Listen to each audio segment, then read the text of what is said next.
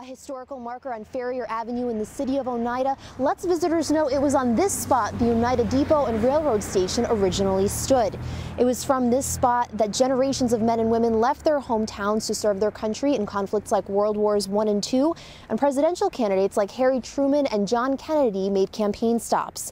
But historians say this site represents so much more. It represents the birthplace of the city, and it all started with a man named Sans Higginbotham. The year was 1839, and the first railroad from Utica to Syracuse was under construction. Officials wanted to lay tracks across Higginbotham's land. So he agreed to let them have it if every train that came through would stop here for 15 minutes.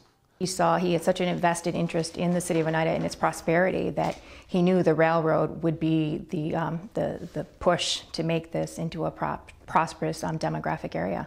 The depot stop wasn't the only feature drawing people to the area. 5 years before, the state built a feeder for the Erie Canal parallel to what would become Main Street. That gave local farmers access to markets far beyond this area. So people started building stores for the farmers to shop in. Then they had to have houses for the people who worked in the stores. Historians say the population continued to grow with the addition of factories and the village's first industry, a foundry.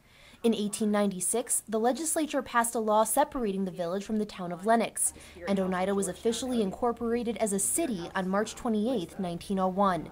After this and leading up to the World Wars, Oneida had a diverse industrial base. He made things like carriages, cement blocks, cigars, coffins, chucks. It was in the 1970s that the city began to change. Industry moved away, and the shops that once located along Main Street moved to shopping centers on the outskirts of town. Still, the Oneida Chamber of Commerce says the city is thriving today.